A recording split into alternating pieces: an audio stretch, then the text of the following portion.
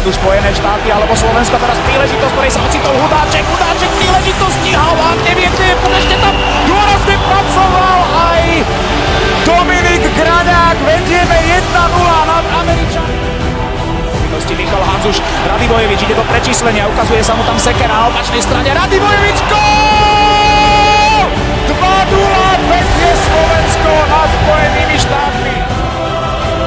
Cez striedanie si mierne predložil Tatar, Šťaková prihrávka Bližňáková, tutovka, ešte sekera môže strieľať, gól! 3-1! 6 sekúnd pred koncom prvej tretiny, opäť vyhrávame o 2 góly. Ešte 40 sekúnd potrebuje vydržať slovenský tým.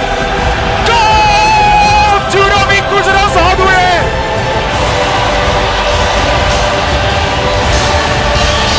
Strela od stredného pásma, ktorá predsa len prešla, tak nebol to Mikuš, bol to Miro Šatan.